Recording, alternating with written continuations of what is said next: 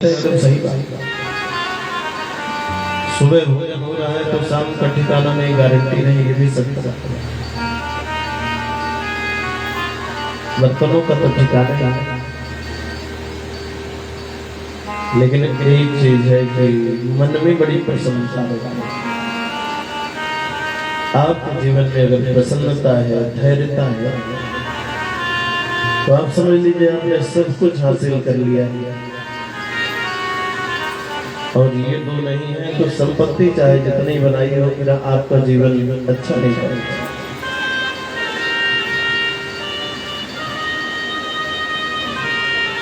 सुदामा जी की कथा आरंभ होती है। रहने वाले कहाँ के हैं? गुजरात की एक बड़ी पावन जगह है पोरबंदर। पोरबंदर के समीप एक गांव है जिसका नाम है सुदामापुरी। और अंदर प्रवेश करते हैं तो पांडे परिवार का जन्म। ऐसा लेख मिलता है, बताया जाता है कि पिता का नाम सौदास और माँ का नाम शांति। तो सौदास और शांति ने अपने जीवन में एक संकल्प लिया है कि अपने बालक को संस्कारी बनाऊंगी और शिक्षित बनाऊंगा। देखिए, हर माँ बाप का एक ही दायित्व होना चाहिए कि अपने बेटे के लिए कोठी की व्यवस्था न करें, कार की व्यवस्था भी न करें, कारोबार की भी व्यवस्था न करें। आवश्यकता है तो संस्कार और शिक्षा, अच्छे संस्कार और अच्छी शिक्षा। अगर आपने अच्छी शिक्षा और अच्छा संस्कार दे दिया, आगे उस बालक को आपकी संपत्ति से कोई लेना देना नहीं।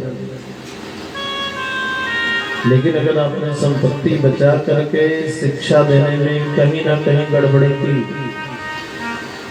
तो परिणाम आगे यही होगा कि चाहे आप करोड़ों अरबों खरबों की संपत्ति बना दें, लेकिन बिगड़ने में समय नहीं लगेगा। और आपने कुछ नहीं बनाया, केवल सुंदर संस्कार और शिक्षा दी है।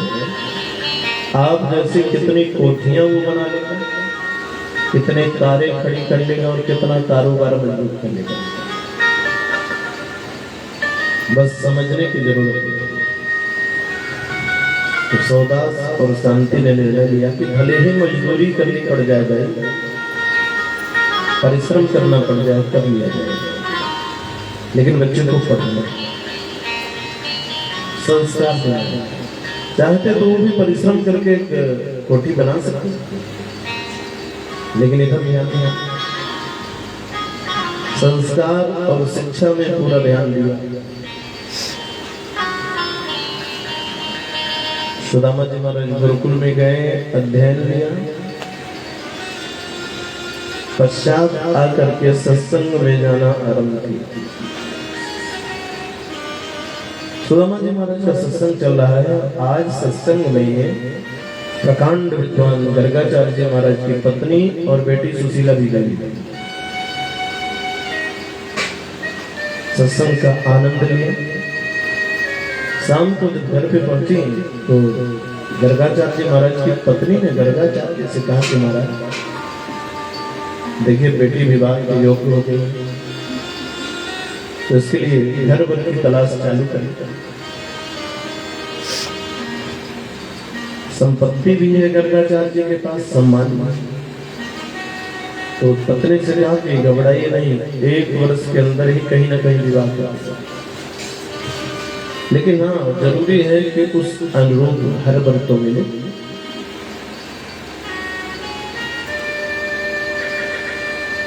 विवाह हमेशा बेटी या बेटे के अनुरूप करना चाहिए।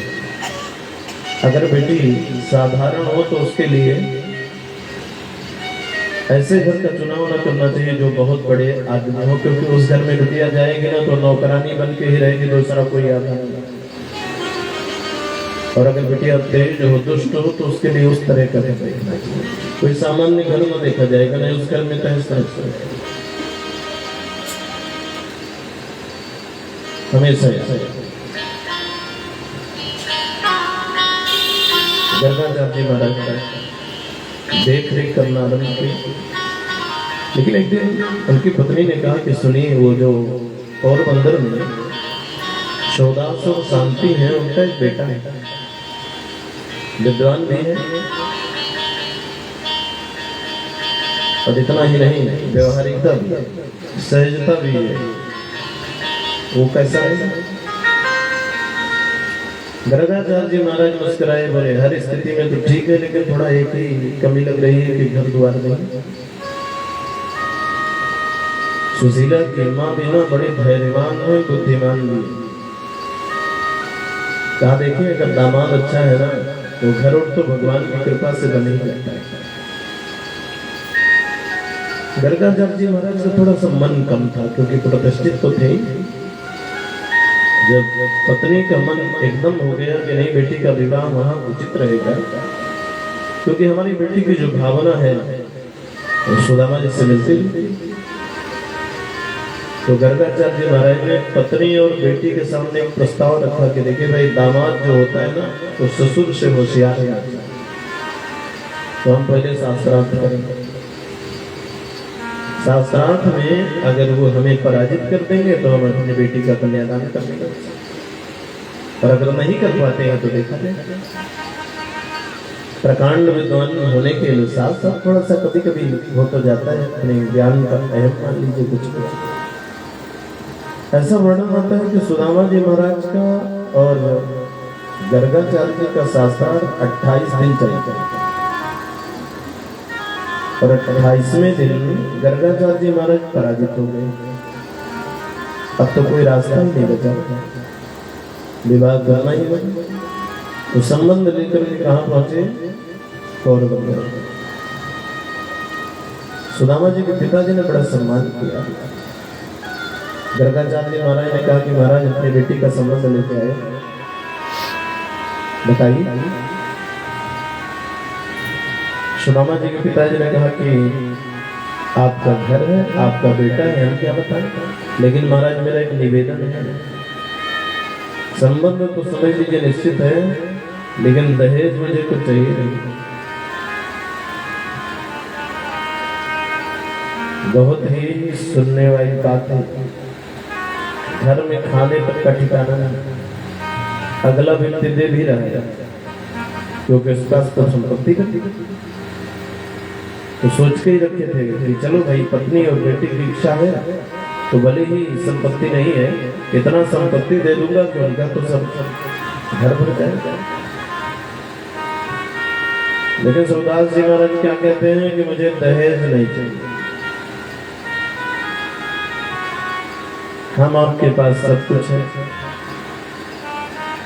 फिर भी इतना लेना चाहते हैं कि अगला व्यक्ति दे ही नहीं सकता,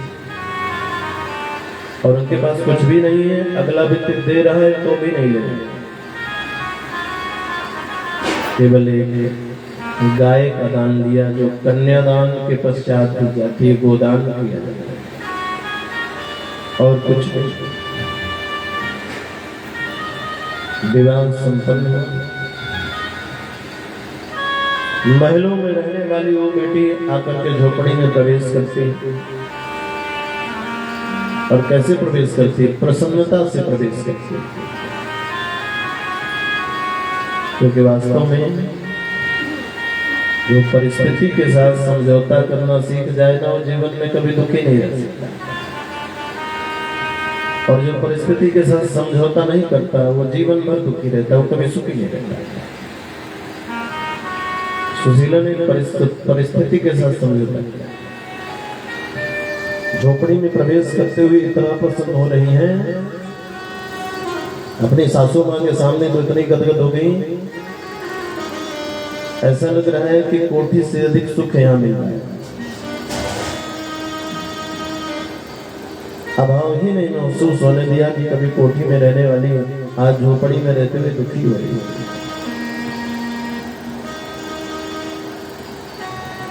प्रसन्नता ही प्रसन्नता चला गई। सुदामा जी की गृहस्थ आश्रम रूपी जो बगिया है, इसमें हरियाली आ गया, संतानें भी होगी, लेकिन गरीबी ने साथ नहीं छोड़ा। सत्संग में जाते हैं, जो मिलता है उसे लेके आते हैं। ठाकुर जी को भोग लगता है और भोग लगने के पश्चात जो भी प्रसाद है वो जिसके हिस्से में आता है थोड़ा थोड़ा अपना बांटे और खाली बड़े आनंद से। देखिए, संपत्ति का बहुत ज्यादा आना बिना घर में कलेश पैदा करता है, इसलिए संपत्ति भी भगवान से उतनी ही मांगना चाहिए जिसमें सुख बना रहे। ऐसी संपत्ति भी किस काम की कि सुख ही चला जाए, आनंद ही चला जाए, उतनी ही चाहिए जितने में परिवार में कोई कलेश न हो, विखंडन न हो। सुदामा जी महाराज सत्संग में जाते हैं, जो मिलता है लेके आते हैं, बड़े प्रेम से परिवार चल रहा है। लेकिन परीक्षा चलती गई, कोई तक बच्चे थोड़ा सा बड़े बड़े,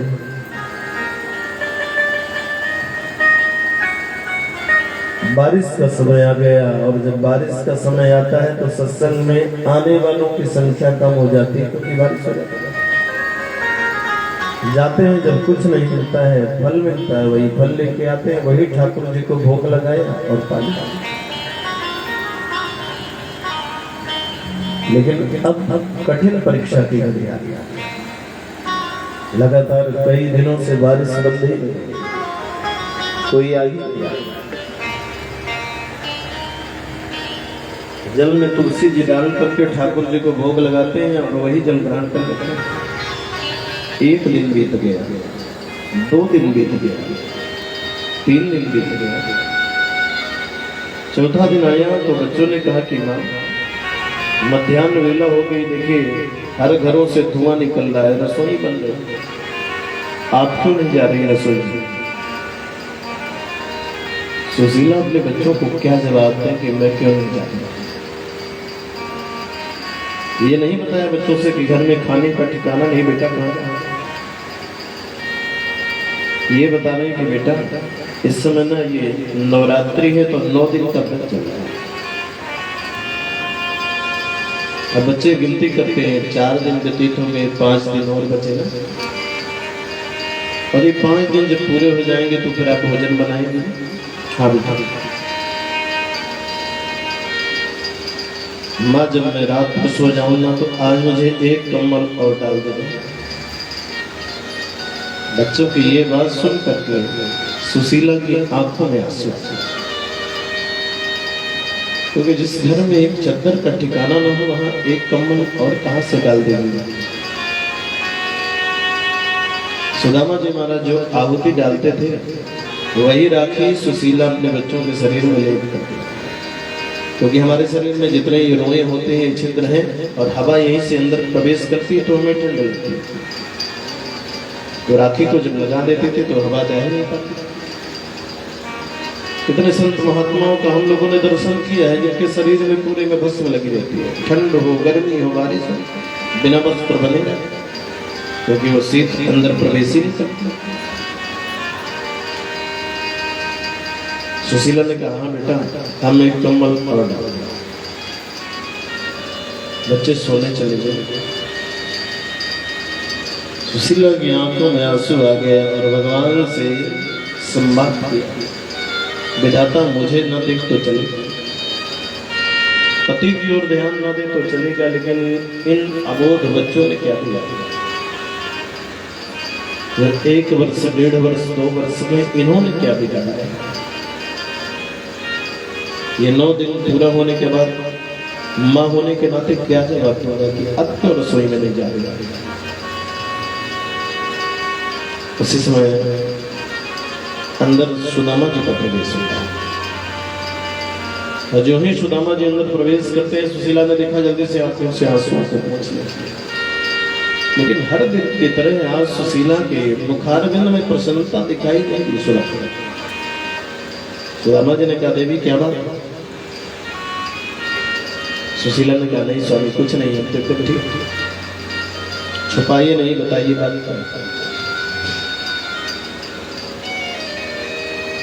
सुशीला ने कहा, कुछ नहीं स्वामी, यही सोच रहे थे कि सुना है कि जो द्वारिका के राजा तो आपके बचपन के मित्र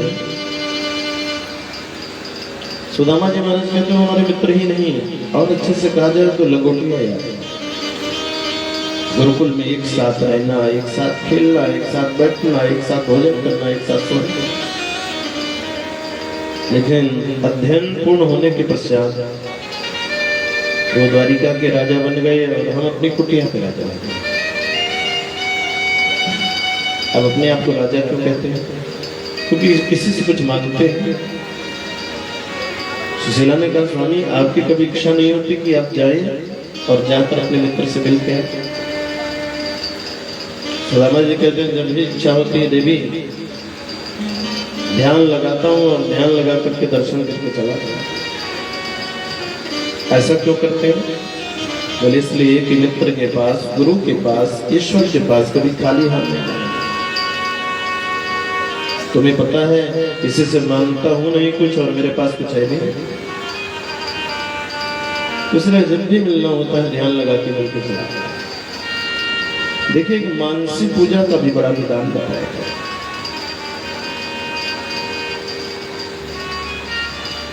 जब आपके पास पूजा करने का समय ना हो, कहीं यात्रा कर रहे हो या कुछ भी है, तो मानसिक पूजा जरूर करें। पर मानसिक पूजा करना है तो सहज नहीं, उत्तम पूजा करनी चाहिए। नहाना है तो सीधे गंगा में, त्रिवेणी में जाकर डुबकी लगाइए। जल ले आना है ठाकुर जी के स्नान के लिए तो सोने के कलश में जाइए, स्टील के लोटे लेके रखिए। मन से बैठाना है तो ईंट के मंदिर में क्यों भगवान को बैठाया जाए? मड़ियों से जगमगाते हुए मंदिर में ना बैठाया जाए। एक बार एक बहुत बड़े संत के पास एक बहुत बड़े आदमी आए और उन्होंने कहा कि मुझे दीक्षा तो दे दीजिए, लेकिन महाराज कोई पूजा ऐसी बताइएगा जो बिना पैसे का। मेरे पास पैसा तो है लेकिन मैं खर्च नहीं करता। महात्मा ने कहा ठीक है, आपको मानसिक पूजा बताता है, आप ना मन से पूजा करिए। तो दीक्षा दे दिया। बोले मन से पूजा करना है तो स्नान करने फिर कहाँ जाएंगे? त्रिवेणी ही जाएंगे, सोने के कलश में जल लेके आएंगे। मणियों से जगमगाते हुए मंदिर में सिंहासन में ठाकुर जी को बैठाए। दूध से नहलाइए, दही से नहलाइए, शहद से, शक्कर से, घी से, पंचामृत से नहलाइए और विधिवत पूजन करिए। तो व्यक्ति का नियम हो गया कि आंख बंद करें, जाएं गंगा में नहाएं, सोने के कलश में जल के ले आए, सोने की थाली में ठाकुर जी को बैठाएं, दूध से, दही से, घी से, शहद से, शक्कर से नहलाएं। अभी करते करते मानसिक पूजा में बड़ा आनंद आने लगा। 1-2 महीने में बहुत ही आनंद आता चला गया। 2 महीने के बाद एक दिन मानसिक पूजा कर ही रहे थे और करते करते दूध से नहलाया, दही से, घी से, शहद से, और जब शक्कर से नहलाने लगे तो मन में ऐसा भाव आया कि अरे शक्कर लगता है ज्यादा दिखी, तो हाथ डाल के निकालने लगा। और जब हाथ डाला तो भगवान ने उनके हाथ को पकड़ा। जब देखा कि हमारे हाथ को किसी ने पकड़ा है क्या, तो आंख खोल करके देखा तो और कोई नहीं, साक्षात नारायण। कहा महाराज आप बोले इसलिए आया हूं कि आपको मन से भी पूजा करने में जरा ज्यादा ही लालच हो रही। मन से पूजा करनी थी तो शक्कर कहां से ज्यादा हो गई। सेठ जी को बड़ी प्रसन्नता हुई, सरकार आपका दर्शन हुआ, बड़ी कृपा हुई, लेकिन निवेदन एक ही है कि अब आपने जब पकड़ लिया है तो पकड़े ही रहिएगा, छोड़िएगा। तो एक मानसिक पूजा भी बड़ी विनती। सुदामा जी भी कहते हैं कि हमें भगवान से मिलना होता है, मन से मिलता हूं चला गया। सुशीला ने अपने मन में विचार किया कि अगर हमारे पतिदेव मन से मिलते रहेंगे तो परम पिता को ये पता कैसे चलेगा कि हमारे मित्र के यहाँ ना तो भोजन का ठिकाना है ना वस्त्र का ठिकाना है। सुशीला भी विदुषी थी, पढ़ी लिखी थी। उन्होंने कहा कि स्वामी, संतों के मुख से, विद्वानों के मुख से हमने भी सुना है कि पति अगर सशरीर सत्कर्म करे तो आधा फल तो पत्नी को मिल जाएगा। एक काम करिएगा, एक बार जाइए और सशरीर दर्शन करके आइए। क्योंकि सुशीला को पता है अगर मैं बोलूं आप जाइए और उनसे कुछ मांग कर ले आइए तो जाने वाले नहीं। सुदामा जी महाराज ने वही असमर्थता व्यक्त की कि कुछ है नहीं, पर खाली हाथ जाना नहीं चाहिए। सुशीला ने कहा महाराज इसकी चिंता अच्छा है। देखिए गृहिणी गृह उचिते, घर को घर नहीं कहा जाता। घर में रहने वाली जो माँ बहन बहू बेटी इनको बताओ घर की क्या व्यवस्था करनी है इन्हें पता होता है और किसी को नहीं पता। कुशल गृहिणी का लक्षण बताया गया है। एक हफ्ते के लिए अगर आपकी रसोई की व्यवस्था मजबूत है तो एक हफ्ते पहले से ही कुशल गृहिणियां कहना शुरू कर देती हैं आटा समाप्त हो गया। तो उसकी तैयारी एक हफ्ते पहले से, मान लीजिए हमारे घर में 10 लोग इकट्ठा जाए तो कम से कम हमारी व्यवस्था तो मजबूत होनी चाहिए। तो सुशीला ने अपनी चातुरता का परिचय दिया। सुदामा जी से कहा महाराज आप तैयार हुई, चिंता मत करिए। और इधर मन में सोचने लगे कि अगर हमारे पतिदेव भगवान के सम्मुख पहुंचेंगे और भगवान पूछेंगे सुदामा भैया क्या हाल चाल है, तो हमारे पतिदेव तो केवल यही कहने वाले हैं कि ब्रह्मा की बनाई सृष्टि में मुझसे खुशहाल कर। कुछ ऐसा किया जाए पतिदेव को बताना भी ना पड़े और परम पिता को सब कुछ पता भी चल जाए। इसलिए पहुंचती हैं तो 4 घरों से एक एक मुट्ठी चावल उधार लेके आते हैं। या चतुरो मुष्टि विप्रान पृथक कंडुला।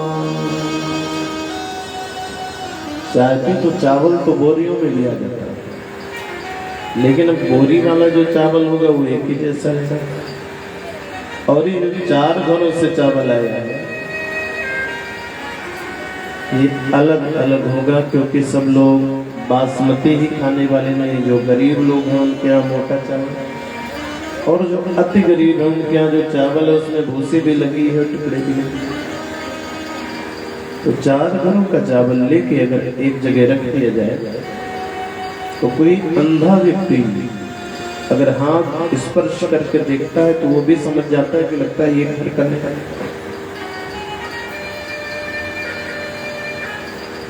और एक ऐसे कपड़े में गांठ लगाती है जिस कपड़े को अगर तेजी से दबाया जाए ना तो हो सकता है वो कई जगहों से फट सकता है। ऐसा क्यों किया कि वस्त्र को देख करके भगवान को पता चल जाएगा कि वस्त्र का भी ठिकाना है। अगर वस्त्र होता तो अच्छे वस्त्र में ये लिपटी होके चावल, और जब चावल को खोलेंगे तो देख करके पता चल जाएगा कि अन्न का भी ठिकाना नहीं। इनके बिना बताए भगवान को दोनों परिस्थितियां ब्राह्मण की पता चल जाएगी। सुदामा जी महाराज ने क्रिया से निवृत्त होकर के आते हैं। सुशीला ने चावल की पोटली पकड़ाई, लीजिए और ये अपने मित्र को दीजिएगा। सुखदेव जी महाराज वर्णन करते हैं राजा जरा ब्राह्मण देवता का दर्शन करिए। शरीर इतना दुबला पतला है कि कोई बालक भी एक एक नसों की गिनती कर सकता है। जो वस्त्र पहने हैं वो भी कई जगहों से फटा है। सिर में ढकने के लिए कोई वस्त्र नहीं, पैर में जूता चप्पल का ठिकाना, एक टूटी सी रस्सी, छोटा सा लोटा, छोटी सी छड़ी। लेकिन सुखदेव जी महाराज सावधान करते हैं कि राजन मस्तिष्क का अगर दर्शन किया जाए तो इसमें ना ब्रह्म तेज झलक रहा है, और ये ब्रह्म तेज संकल्प सिद्ध कर रहा है कि इस ब्राह्मण ने तप तो किया, तपस्वी तो। सुदामा जी महाराज देवी को प्रणाम करते हैं। सुशीला से कहते हैं कि देखो खूब भगवान का भजन करना। आज तक कभी द्वारिका गया तो नहीं, लेकिन आपने कुछ गलत कहा भी नहीं। ईश्वर करे ऐसी धर्म पत्नी तो सबको मिले जो भगवत दर्शन के लिए प्रेरित करे। सुदामा जी महाराज प्रस्थान करते हैं और जो ही देहरी से बाहर कदम बढ़ाया है, सुशीला ने संकल्प ले लिया जब तक मेरे पतिदेव लौट करके नहीं आएंगे भोजन नहीं करते, अन्न। गणेश भगवान का नाम स्मरण करके सुदामा जी महाराज आगे बढ़ते। आज तक कभी द्वारिका गए और बंदर से द्वारिका की बहुत अधिक दूरी नहीं है, लेकिन कभी गए हैं नहीं पता। धीरे धीरे चलते हुए ना द्वारिका से आगे निकले। आश्चर्य हो रहा है कि आज द्वारिका नाथ से मिलने का मन भी बना तो ये कितना दूर चले गए। दूर नगरी बड़ी दूर नगरी, दूर नगरी बड़ी दूर नगरी, दूर नगरी बड़ी दूर नगरी, बड़ी दूर नगरी। कैसे आऊं कन्हैया, कैसे आऊं कन्हैया तेरी गोकुल नगरी, बड़ी दूर नगरी, दूर नगरी बड़ी दूर नगरी। कैसे आऊं कन्हैया, कैसे आऊं कन्हैया तेरी गोकुल नगरी, बड़ी दूर नगरी, दूर नगरी बड़ी दूर नगरी, दूर नगरी बड़ी दूर नगरी, दूर नगरी बड़ी दूर नगरी। काली की सेवा बोलिए द्वारिकाधीश भगवान की जय हो।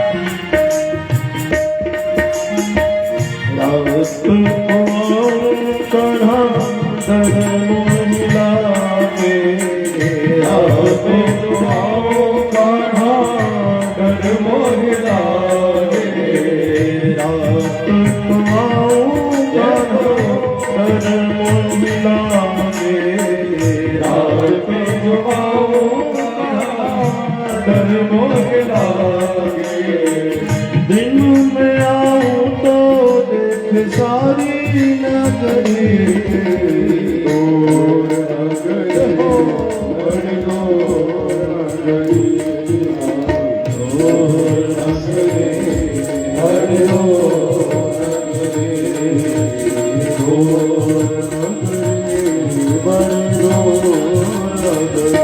कैसे आऊं कन्हैया, कैसे आऊं कन्हैया तेरी गोकुल नगरी, बड़ी दूर नगरी, दूर नगरी बड़ी दूर नगरी।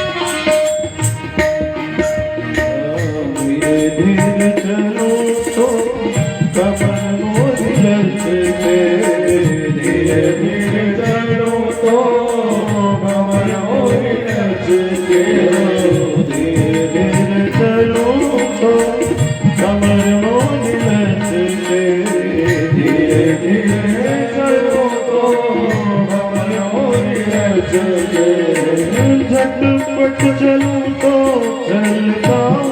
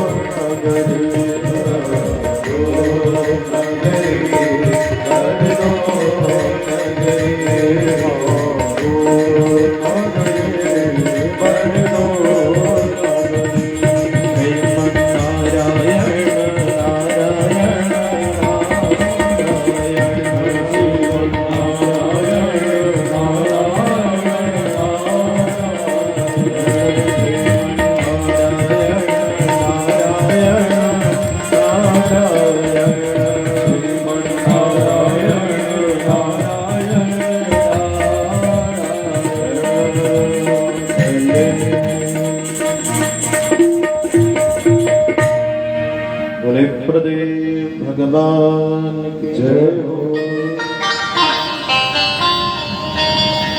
आनंद पूर्वक चले जाए। आगे पहुंचते हैं तो अचानक आवाज सुनाई देती, हर हर महादेव, हर हर महादेव। आश्चर्य होता है कि अगर द्वारिकापुरी होती तो ये आवाज हो सकता है ना आती, राधे राधे कृष्ण कृष्ण ऐसी आवाज। तो किसी से पूछा भी ये जगह कौन सी? लोगों ने बताया कि महाराज ये तो रामेश्वर। अच्छा भैया अभी द्वारिकापुरी कितनी दूरी है? जिनसे पूछा उन्होंने बताया आप तो बहुत आगे निकल आए, द्वारिकापुरी तो बहुत पीछे ही। तो ब्राह्मण देवता को लगा कि जब यहाँ तक आ गए हैं तो चलिए देवादिदेव महादेव का दर्शन करते। समुद्र में डुबकी लगाई, अंदर प्रवेश किया तो 22 कूपों के जल में स्नान किया। अंदर प्रवेश करते पुजारी जी कहते हैं भैया जिनके मन का जो संकल्प है अपनी अपनी मनोकामनाओं को स्मरण कर लिया, क्योंकि वो दरबार है जहां आने के बाद संकल्प की सिद्धि होती है। रामेश्वर स्थापना करी बोल उठे श्री राम, सब मिलकर स्तुति करें तो पूर्ण हो सबका। बताया यहाँ पे जो आता है इसकी मनोकामनाएं पूर्ण हो। सुदामा जी महाराज ने मुस्कुराते हुए भगवान भोलेनाथ से कहा कि बाबा ना तो बेटा बेटी मांगने आए, ना तो नाती पोता की कामना, और ना धन ही संपत्ति की जरूरत है। कन्हैया के दर्शन करने का मन था, वही कामना है और वही आपके चरणों में निवेदन। सब लोग अपने अपने भाव को रखते हैं। सुदामा जी महाराज भी सामने पहुंचे तो वही भाव रखा, डम डम डम रूपे बजैया भोलेनाथ, अरज सुनो त्रिपुरारी। डम डम डम रूपे बजैया भोलेनाथ, अरज सुनो त्रिपुरारी। डम डम डम रूपे बजैया भोलेनाथ, अरज सुनो त्रिपुरारी।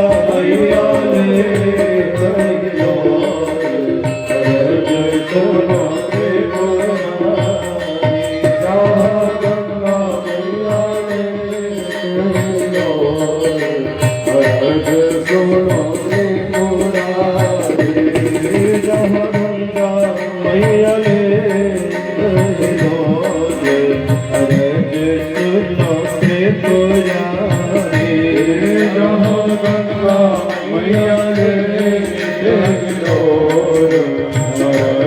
सुनो त्रिपुरारी हो।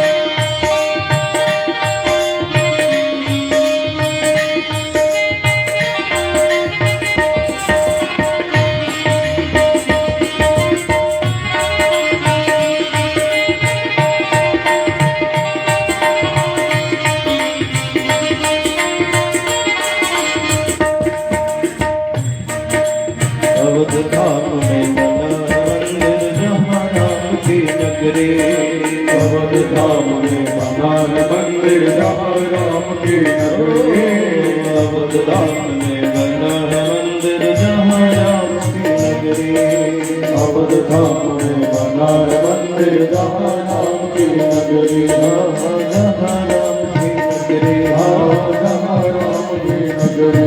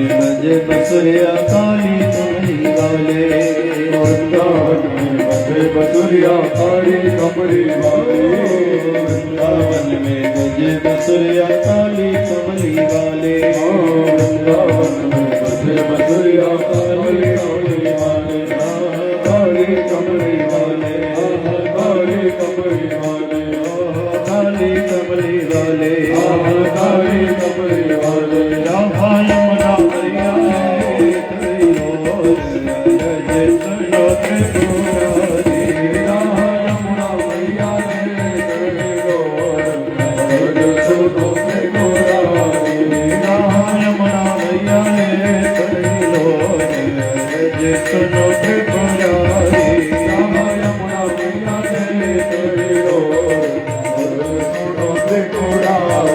रमण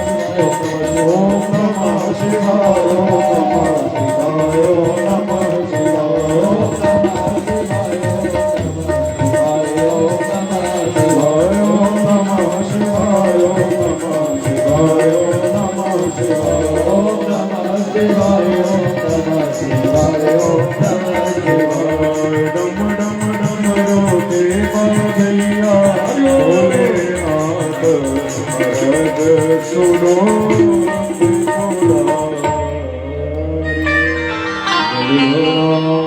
भगवान की जय हो। भगवान भोलेनाथ का दर्शन है। दशरथ सुदामा जी महाराज पुनः अपनी यात्रा आरंभ करते हैं। कुछ ही दूर चले हुए थे कि रास्ते में एक नदी मिली और इस नदी में कोई घाट नहीं है और कोई थाह नहीं। और ये नदी कौन सी है? बहुत सागर नदी। इसमें घाट है ही नहीं है, चौखट घाट और था भी नहीं कि गहराई थी। समय भी सायंकाल का हो रहा है। उदासी आई थोड़ा कि अभी तक तो अपने बस की बात थी, धीरे धीरे पैदल पैदल चली जा रही है।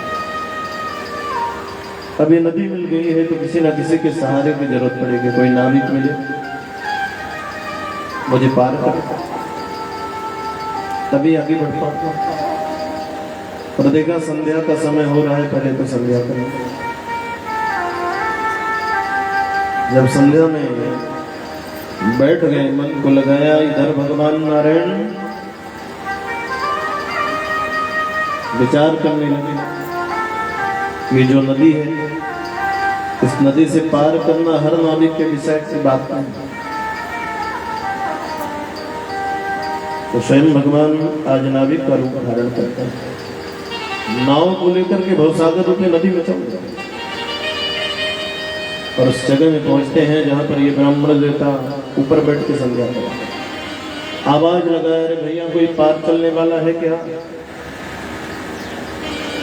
थकान के कारण आवाज भी उतनी बुलंद नहीं निकल रही थी कि एक बार में भगवान के या केवट के कानों तक पहुंच गए।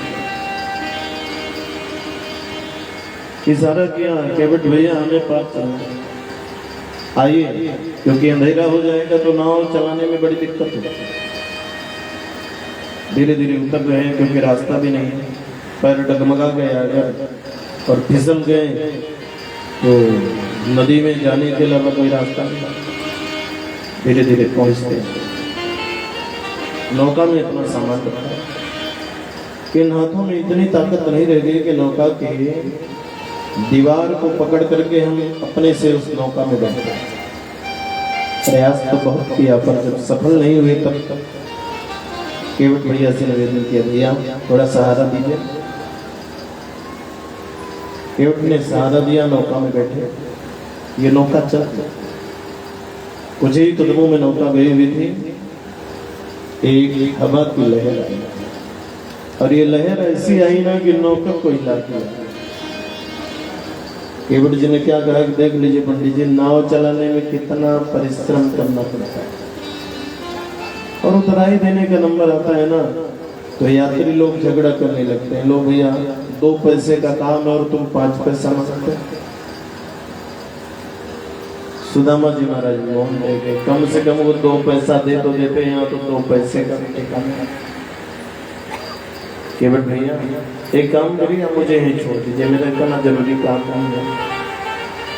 क्योंकि भैया हमें तो 2 पैसा भी देना हमारे लिए मुश्किल हो गया, मेरे पास है। केवट ने कहा, पंडित जी आप डरिए नहीं, आप जैसे संतों का तो आशीर्वाद ही दास के सिर पे चाहिए, पैसा वैसा नहीं। आगे की ओर नौका बढ़ती है। केवट सुदामा जी को देख करके ना मुस्कुरा रहा है, हंस रहा है। देखिए किसी परिस्थिति का मजाक, किसी की परिस्थिति का मजाक नहीं करना चाहिए। सुदामा जी को लगा कि लगता है ये हमारे कपड़े जो फटे पुराने, इन्हें देखकर कैसे हंसी आ रही है। तो सुदामा जी ने कहा, क्यों भैया बहुत हंसी आ रही है? केवट को लगा कि लगता है कि पंडित जी को कुछ समझ में आ रहा है कि हमारे प्रति हंस रहे हैं।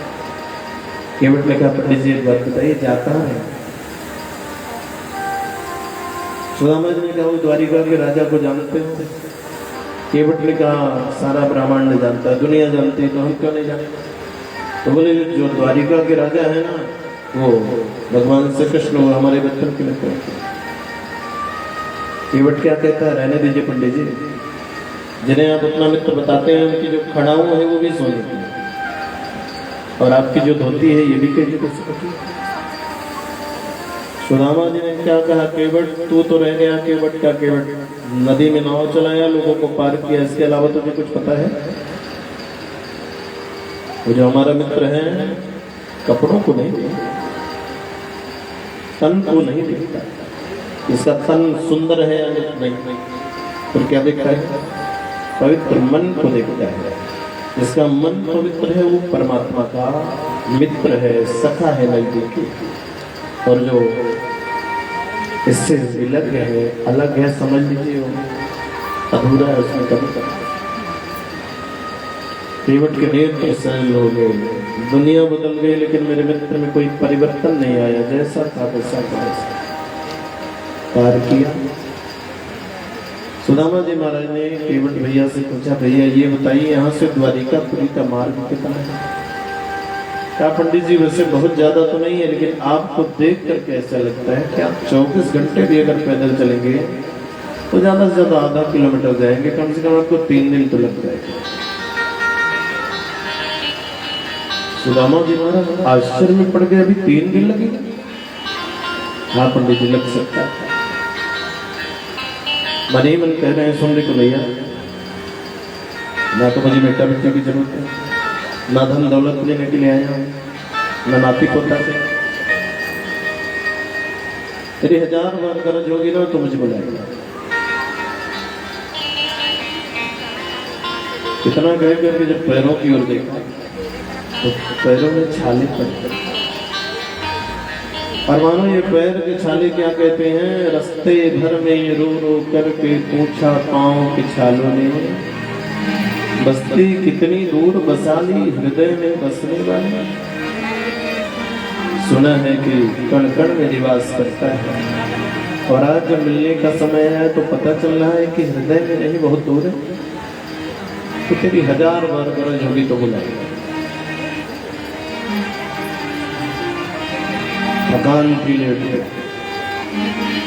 और इधर भगवान ने गरुड़ जी से कहा कि जाइए हमारे मित्र को लेके आइए। जगह बताया, मित्र का परिचय कराया, कैसे होंगे बोले वस्त्र को मत देखो, शरीर में भी ध्यान मत दो, ललाट को देखना, तपस्वी होगा तो ब्रह्म तेज झलक रहा होगा, वो मेरा मित्र है, लेके